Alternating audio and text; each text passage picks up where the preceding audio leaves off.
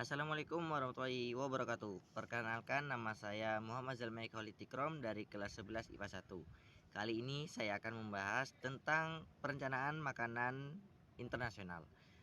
Selama hidupnya, manusia untuk memenuhi kebutuhan, yaitu kebutuhan sandang, pangan, dan papan.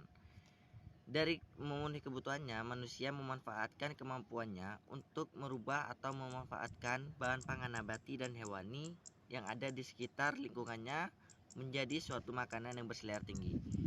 Nah, maka dari itu, dengan luasnya dunia atau dengan dari berbagai daerah yang dimana sumber daya alamnya tidak sama dengan suatu daerah yang lain, maka satu daerah ini memanfaatkan bahan pangan nabati menjadi suatu makanan internasional yang bisa dibilang makanan yang cukup populer di daerahnya, yang sehingga diangkatlah makanan tersebut menjadi makanan identik dari daerah tersebut, sehingga dengan kemajuan teknologi di era globalisasi seperti saat ini, dengan mudahnya manusia dia dalam satu tempat saja, seperti itu ya.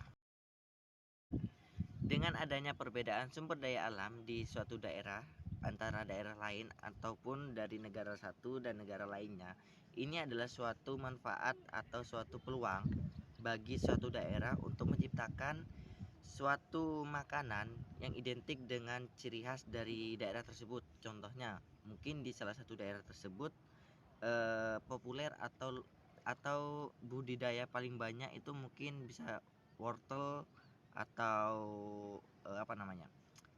singkong, seperti itu. Jadi kita dapat merubah yang namanya bahan pangan nabati tersebut menjadi suatu olahan yang berselera tinggi dan bisa dicoba oleh berbagai daerah. Contohnya, dengan di era globalisasi seperti saat ini, kita bisa nih mempromosikan makanan yang kita sudah buat, yang sudah kita olah menjadi suatu makanan yang berselera tinggi, dan juga mungkin bisa juga sampai mancanegara, dan juga bisa dijadikan salah satu makanan internasional. Pengertian dari makanan internasional sendiri adalah suatu makanan yang berciri khas dari suatu daerah atau negara yang identik dengan dengan sumber dayanya.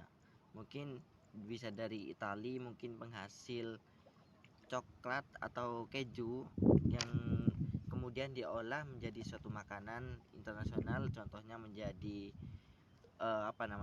mozzarella, keju mozzarella, susunya itu dijadikan keju mozzarella, sehingga banyak dikenal dengan istilah Italia itu adalah penghasil penghasil keju atau coklat terbesar di dunia, seperti itu. Dan juga contohnya di Indonesia, yaitu makanan internasional, yaitu rendang. Rendang juga yang pernah waktu itu ada konflik antara Malaysia, yang saking populernya rendang sehingga banyak juga negara lain untuk mengaku-ngaku yang namanya rendang itu adalah makanan asal daerahnya atau negaranya, yaitu negara Malaysia. Dan padahal makanan rendang tersebut berasal dari Indonesia, yaitu dari Padang, seperti itu.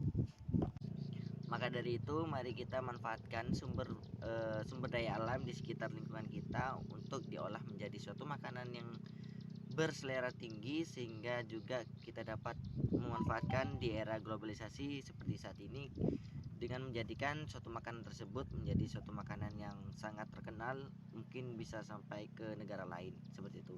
Cukup sekian video dari saya, kurang lebihnya mohon maaf. Wabillahi taufiq wal hidayah. Wassalamualaikum warahmatullahi wabarakatuh.